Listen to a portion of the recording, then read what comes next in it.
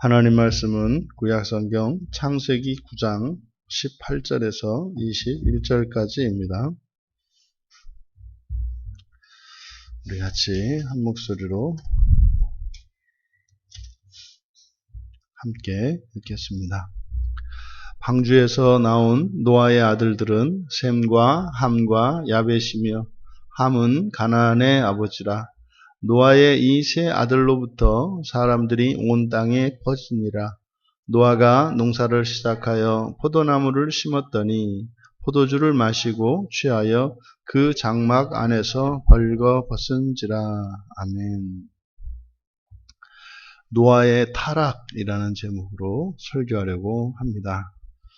언뜻 보기에는 그냥 노아가 이제 방주에서 나와서 농사를 짓기 시작했고, 그것을 마시고, 술에 취해서 옷을 벗었다, 이런 이야기. 이제 그 사실만 이야기한다면 그렇게 되겠습니다만, 지금 본문은 아주 가슴 아픈, 그리고 어쩌면 우리가 은혜를 받으며 살아가는 우리 그리스도인들에게서 일어나는 비극적인 장면을 이제 묘사하고 있습니다. 지금 본문은 이제 여호와께서 사람과 땅의 모든 생물들 사이에 언약을 맺으신 후에 어떤 일이 일어났는지를 보도하고 있습니다. 하나님은 특별히 죄로 인해서 지상에 있는 모든 생물들을 멸하기 전에 노아와 그의 가족을 선택하셨고, 그리고 이제 노아로 하여금 지상에 있는 그 생물들을 구원하도록 방주를 예비해 주셨습니다. 그리고 이제 그 방주를 통해서 구원해 주셨죠. 그리고 구원한 이후에 언약을 맺으셔서 이제 그들을 다시는 똑같은 방식으로 땅에서 전부 멸하지 않겠다는 보장을 해주셨습니다. 그것이 언약이죠. 그 이후에 일어난 사건은 놀라운 얘기를 하고 있습니다. 18절에서 방주에서 나온 노아의 아들들은 셈과 함과 야벳이며 함은 가나안의 아버지다. 지금 18절에서 밝히고 있는 내용은 방주의 역사성에 대한 증거로 그 방주에 탔던 실제 사람들의 실명을 밝히고 있습니다. 그러니까 이름을 밝히고 있는 것은 증인이죠. 그 방주에 실제로 탔던 사람들, 노아뿐만 아니라 그의 세 아들이 있었는데 그들의 아들들의 이름을 밝히는 것은 그 방주의 역사성에 대한 얘기입니다. 그러니까 방주가 실제로 있었느냐 없었느냐 분명히 이런 의심, 이런 논란이 있을 것을 하나님은 아시는 거죠. 그래서 그 증거를 그 방주에 탔던 사람들의 이름을 밝히고 있습니다. 그런데 이 세 아들 가운데 이제 셈과 함과 야벳 이 세 아들 가운데 특별히 함은 가나안의 아버지로 소개되고 있습니다. 근데 이제 가나안은 이제 뒤에 가서 알겠습니다만은 실제로 이제 이 성경이 기록되고 있는 모세의 시점에서 보면 사람들이 들어서 알고 있는 이름이 가나안이에요. 그러니까 오히려 가나안의 아버지가 셈인지 함인지 야벳인지는 모릅니다만 모세의 시대에 그들이 지금 갖고 있는 땅이 가나안 땅이지 않습니까?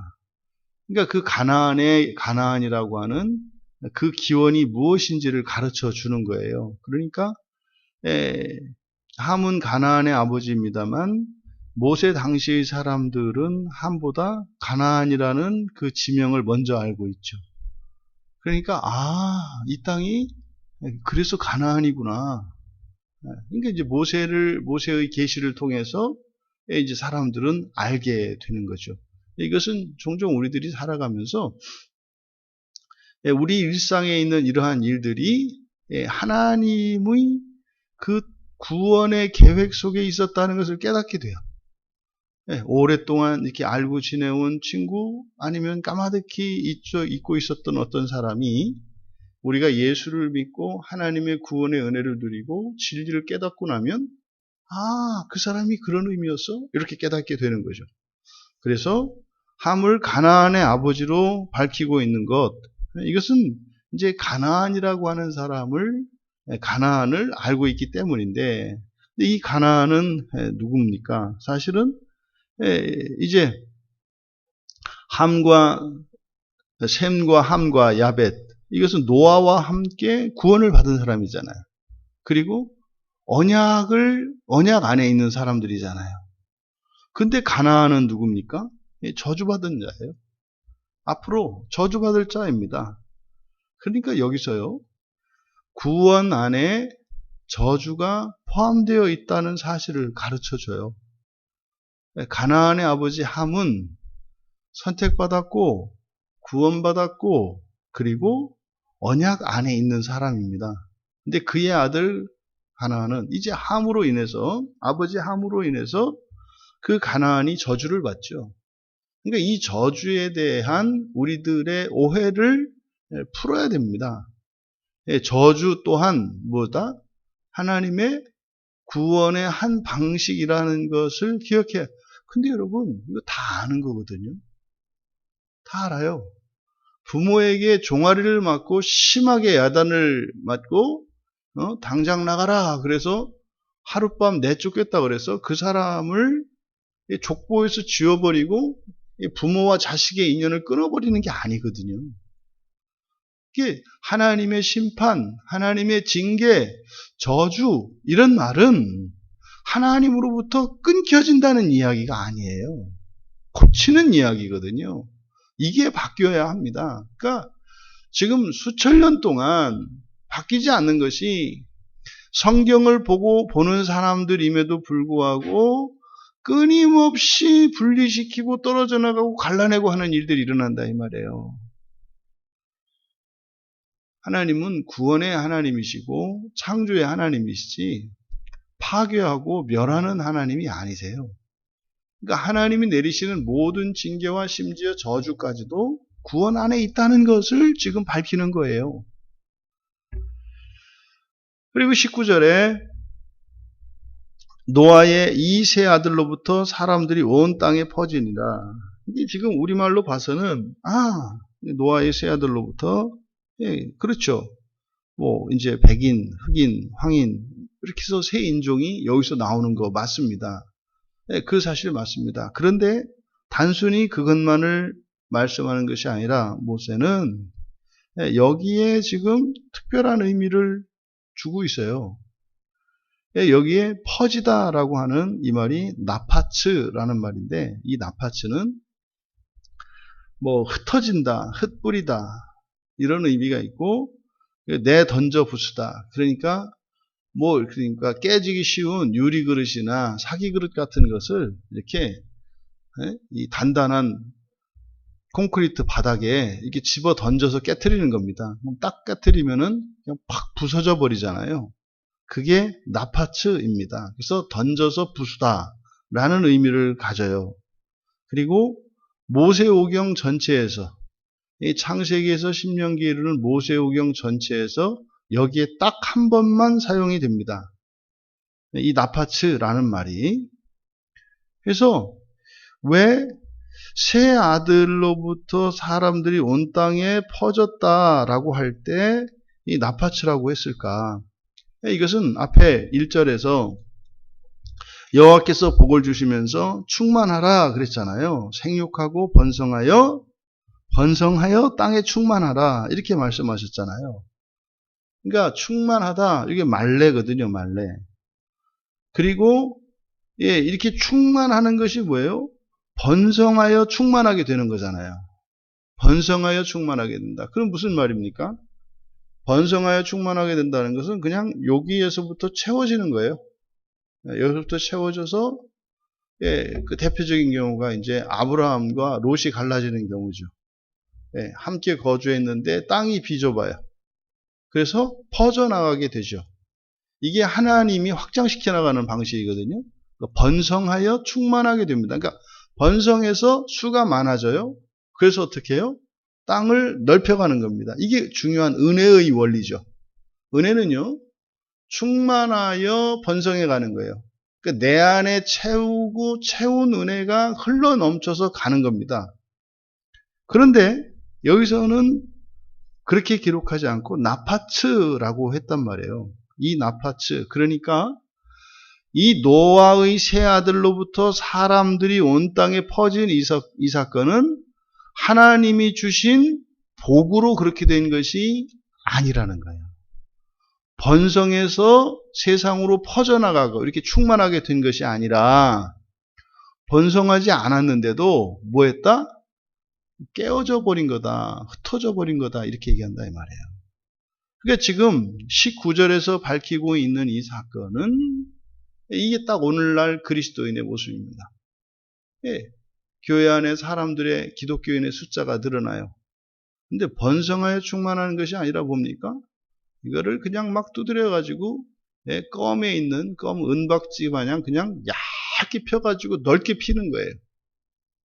그러니까 수천 명, 수만 명이 모입니다만 그 신자들을 모아다가 그 믿음을 무게로 잴 수 있다고, 무게를 잰다고 계량할 때 수만 명의 사람들을 모아다가 그들의 믿음을 재니까 1g 이렇게 나옵니다.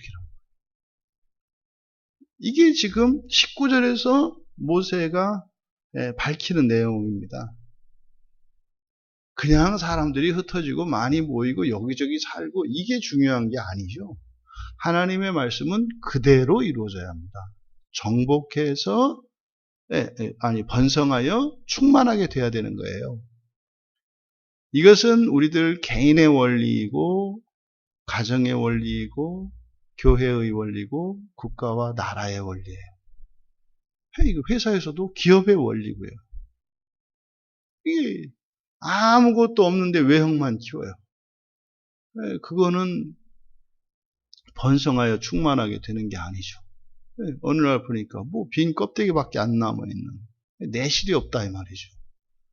지금 19절은 바로 그 부분을 밝히고 있다. 그러니까요, 겉보기에는 이 세 아들을 통해서 세상으로 사람들이 퍼져나갔지만 하나님이 축복하신 하나님의 복이 아니었다. 그건 뭡니까? 가인과 같이 자기의 길을 간 거예요. 자기의 길을. 그러니까 하나님에 의해서 된 것이 아니라 인간의 자의에 의해서 이루어진 것이다. 우리의 인생이 이렇게 돼서는 안 됩니다. 하나님이 주신 그 복과 은혜 안에서 차곡차곡 쌓여서 차고 넘쳐 흘러가야 합니다. 이어서 20절, 노아가 농사를 시작하여 포도나무를 심었다. 이거는 지금 매우 잘못된 번역입니다. 여기 직역을 하면 노아는 땅의 남자를 더럽혔다. 이렇게 돼요. 땅의 남자를 더럽혔다. 그리고 그는 포도원을 세웠다. 여기서 이제 일반적으로 그 히브리어 원문으로 이제 번역하실 때 이렇게 보면 노아가 최초의 농부가 되었다. 뭐 이렇게 이제 번역을 하기도 하거든요. 그래서 이제 농사라고 여기는 이제 해놨는데 여기에는 목적어가 땅의 남자예요. 땅의 남자. 그리고 시작했다라고 하는 이 하랄이라는 말인데, 하랄이라는 말을 시작하다라고 이제 번역을 해요. 우리말 성경에. 근데 이 하랄이라는 이 말의 원래적인 의미는 꿰뚫다, 또 피리를 불다, 이제 관악기 같은 거 있지 않습니까? 관악기를 소리를 내는 방식이 바람을 그 관통 통과시켜서 소리를 내잖아요. 그래서 피리를 불다. 그런데 이게 이제 더럽히다, 그리고 모독하다, 뭐 이런 의미로 이제 성경에 번역이 됩니다. 근데 이 하랄이라는 말은 성경에 사용될 때 부정적인 말이에요. 이 하랄이라는 말은. 그러니까 뭐 이렇게 뭐 꿰뚫는다, 피리를 분다, 더럽힌다, 모독한다, 또는 시작한다, 뭐 이런 여러 가지 말로 번역을 하고 있습니다만, 그러니까 이 하랄이라고 하는 그 단어가 가지고 있는 의미는 원상태를 훼손한다는 뜻이에요. 원상태를 훼손한다. 그러니까 원래 있던 상태에 무엇인가가 힘이 가해져서 원래의 상태가 깨어진 것을 나타내요. 그러니까 들어오기 전에 이곳에 어둠으로 가득 차 있었습니다. 근데 스위치를 딱 켜는 순간 빛이 딱 들어오잖아요. 빛으로 채워지잖아요. 그러니까 스위치를 켜는 순간 여기가 이제 밝기 시작했죠. 그래서 이제 그런 의미로 시작하다라는 의미예요. 상태가 바뀌었다는 거에서. 그런데 이것은 긍정적인 의미가 아니라 부정적인 의미다. 그래서 원래의 상태가 훼손되어진 것을 말해요. 그래서 여기서 시작하다라고 번역한 단어를 더럽혔다라고 하는 것이 좋다. 그래서 노아가 땅의 남자를 더럽혔다. 그러면 여기서 땅의 남자가 의미하는 건 뭔가 이거를 이제 우리말에는 농사라고 이렇게 했습니다만 이렇게 직역을 할 때는 보통 이걸 농부라고 해요. 땅의 남자니까 이쉬가 남자고 그리고 땅 에레츠거든요. 그래서 근데 그대로 직역하면 땅의 남자예요. 근데 이게 의미하는 바를 잘 모르겠어서 그러니까 땅을 경작하는 사람 이렇게 번역을 한 거거든요. 근데 그게 아닙니다. 그래서 그냥 땅의 남자라고 해야 돼요. 그러면 왜 땅의 남자라고 그랬을까? 이 남자가 남자의 주권, 사람이죠. 이 사람을 이렇게 대표할 때는 남성으로 나타내지 않습니까? 그래서 이 땅의 주권을 가지고 있는 게 누구예요? 사람이죠, 사람. 그러니까 이 땅의 남자라고 하는 것은 땅의 모든 생물을 다스리는 주권을 가지고 있는 또 그 사명을 가진 사람 또는 그 직분을 말하는 거예요. 그러니까 노아가 바로 하나님께서 사람에게 주신 그 권세와 사명이 다스리는 것이지 않습니까? 생물들을 다스리는 거잖아요. 그 다스리는 직분을 땅의 남자라고 한 거예요. 그러니까 노아가 땅의 남자를 더럽혔다. 그러니까 그 직분을, 다스리는 직분을 어떻게 했다? 더럽혔다. 이거니까 사명을 저버렸다는 거죠. 마치 이제 결혼해서 가정을 꾸리고 있는 한 남자가 가장으로서의 책임과 의무가 있지 않습니까? 그거를 놔버렸다 이런 의미예요.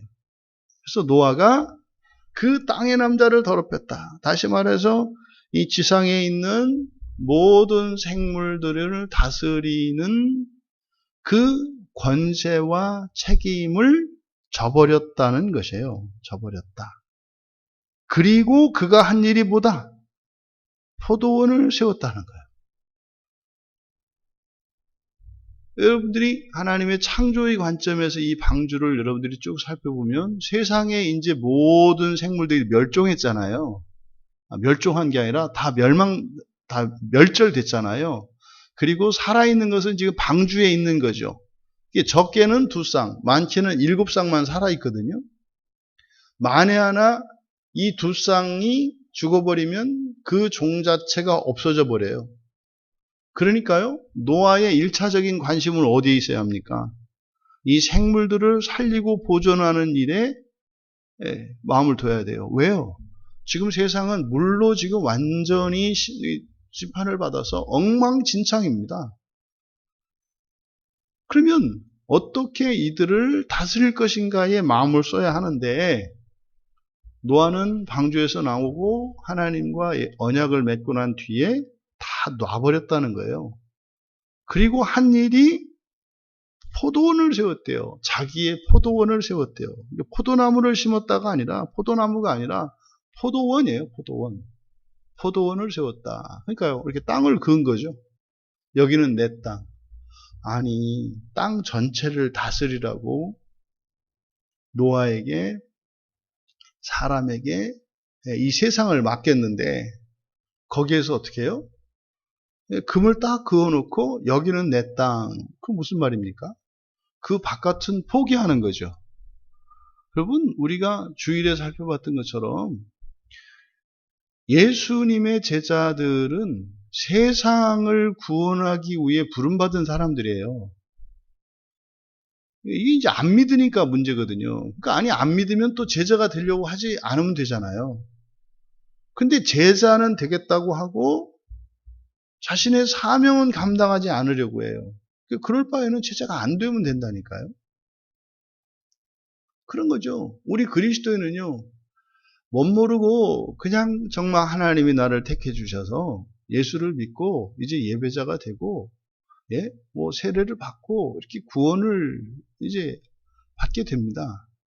이게 점점 자라가면, 예, 나의 구원을 위해서, 나의 복을 위해서, 나의 현실의 문제를 극복하기 위해서 나를 위한 신앙생활로 시작이 돼요. 모든 사람은. 그런데 점점 우리를 위해서 하는 신앙생활이 되어갑니다. 처음에는 나를 위해서 했던 신앙이 이제 우리 가족들을 위하게 되고, 기도하게 되고 말이죠. 네, 전도하게 되고 말이죠. 그러다 보면은 이제 그 우리의 영역이 넓혀져요. 우리 가족에서 친구와 이웃들로, 그리고 예, 민족으로, 온 열방으로 우리가 확장되어 나갑니다. 더 나아가서 이 노아와 맺었던 그 언약이 모든 생물인 것처럼, 예, 지구에 있는 지구 전체의 생태계 자연을 위해서도 이제 마음을 쓰고 기여하게 되죠. 그뿐입니까? 예, 우주를 향해서도 이렇게 넓혀져 가는 거죠.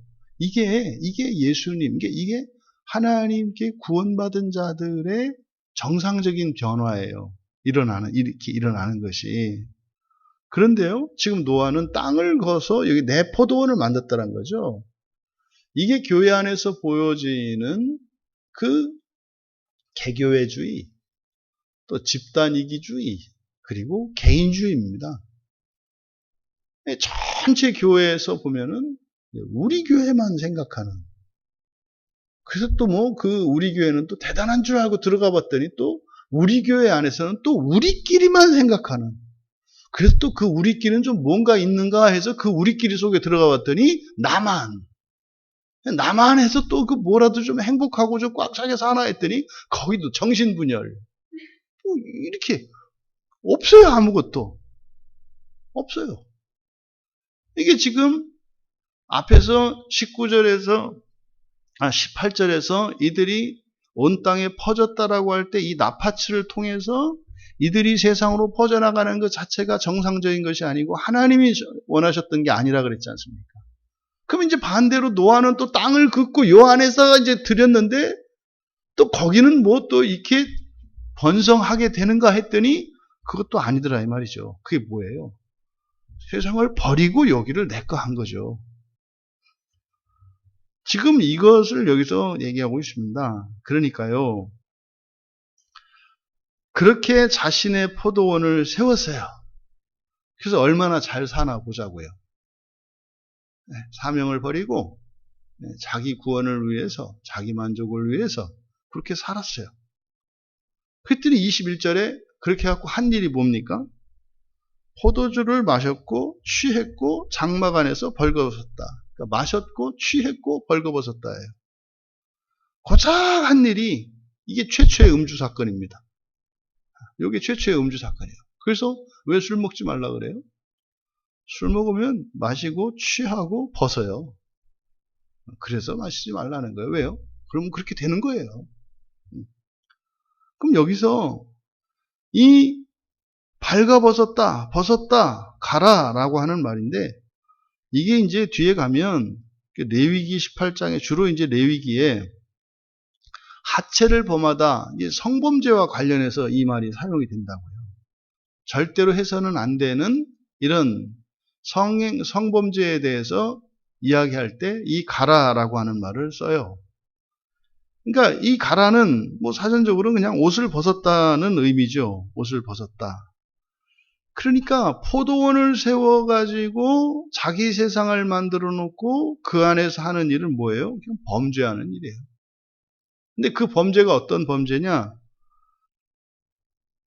마시고 취하고 벗었다. 그럼 여기서 벗었다라고 하는 것은 여러분들이 딱 떠오르셔야 돼요. 성경에서 옷은 굉장히 중요한 의미를 가져요.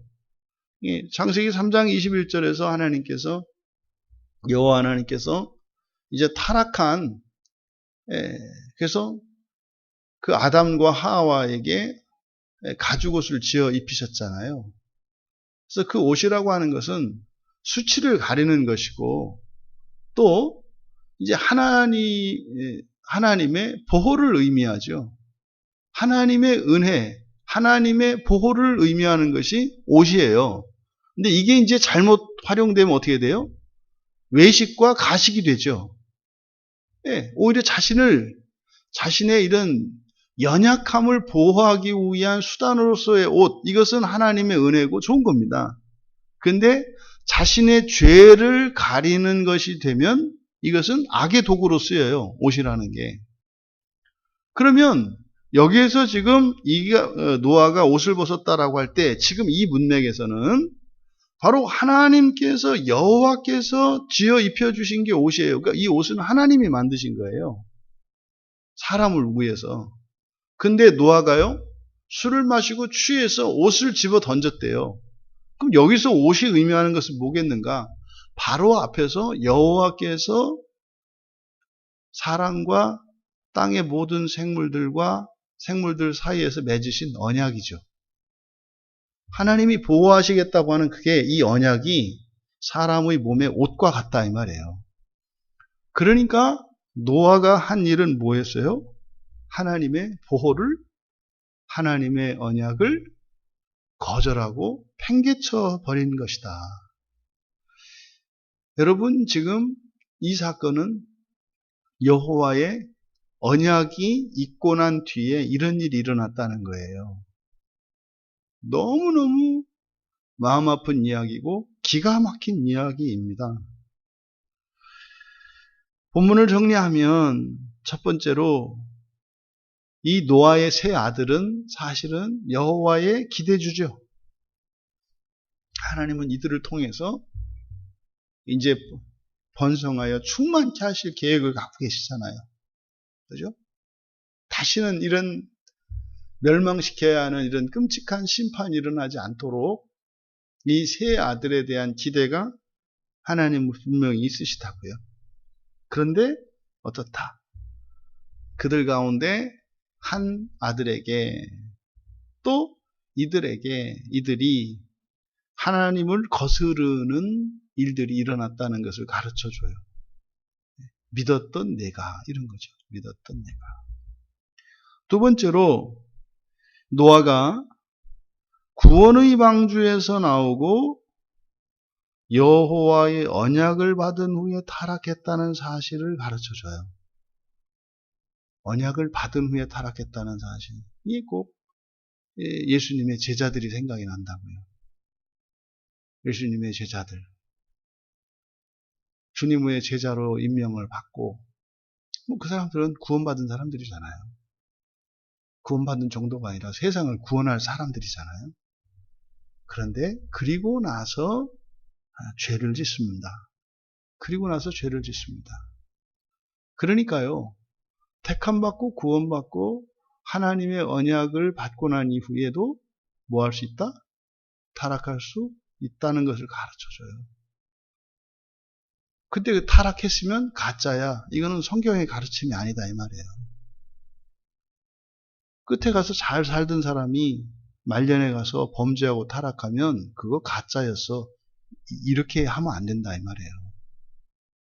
타락할 수 있다 이 말이에요. 언제까지? 죽을 때까지 타락할 수 있어요. 범죄하고 타락했다고 하는 것이 하나님의 구원 안에 있지 않다는 의미가 아니다. 세 번째로 여호와의 은혜를 입었고요. 노아는 하나님으로부터 가장 큰 칭찬을 받았던 사람이에요. 여호와의 은혜를 입어서 의롭고 완전하고 하나님과 동행한 사람으로 성경에 기록되어 있잖아요. 그랬던 노아가 지금 이렇게 완전히 망가져 버리는, 그래서 심지어는 뭐예요? 하나님의 보호마저도 거절해버리고 하나님의 언약마저도 팽개쳐버리는 이렇게 타락한 계기가 뭐였습니까? 홍수였어요. 홍수 이전에는요, 120년 동안 손가락질 받으면서 방주를 짓던 사람이에요. 그게 하나님의 은혜로 인한 것이었습니다만, 그랬던 사람이에요. 그래서요, 멸종될 위기에 처했던 지구의 생명을 구원한 사람이에요, 노아가.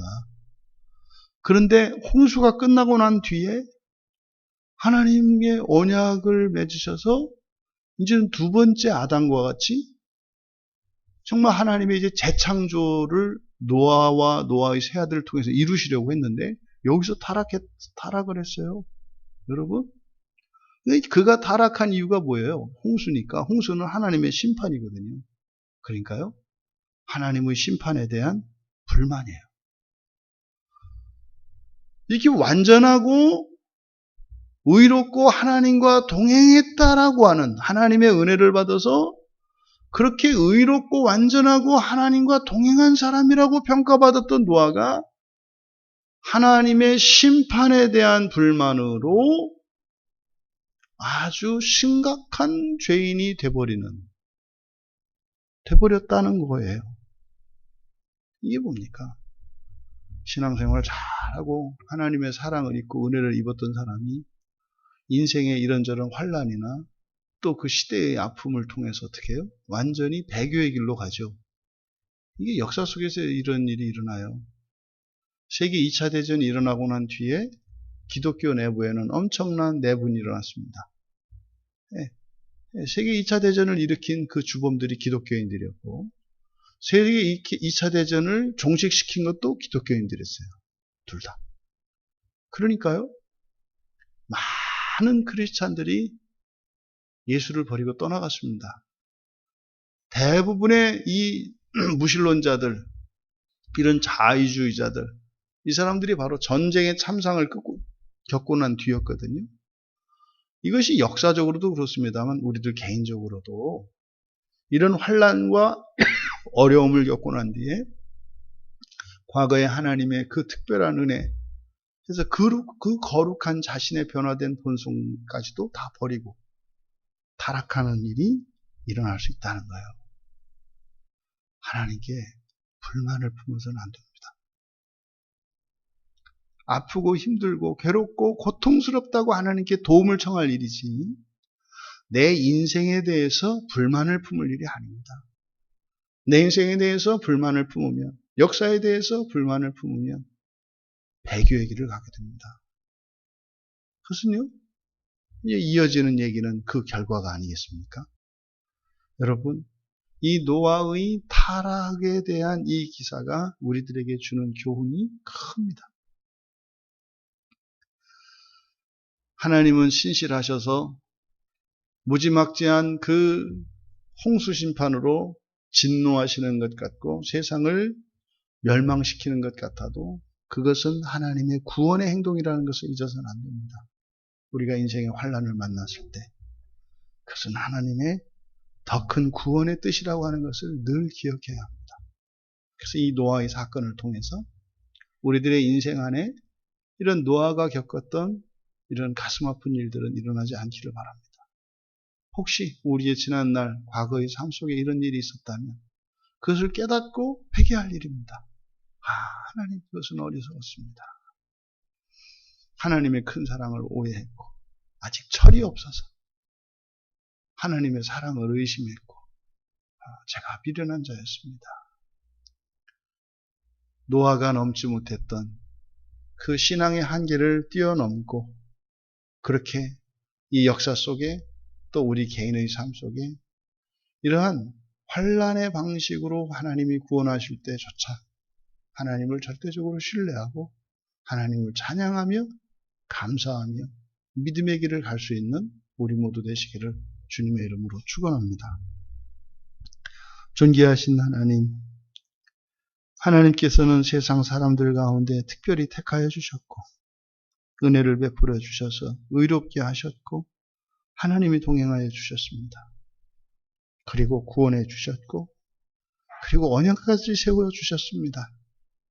하나님의 언약 안에서 노아가 한 일은 하나님을 떠난 일이었습니다. 하나님께서 은혜를 주실 때 그 하나님이 주신 은혜로 하나님을 더욱 사랑하게 하시고 믿음의 길을 더욱 가게 하옵소서. 감사하며 예수님의 이름으로 기도하옵나이다.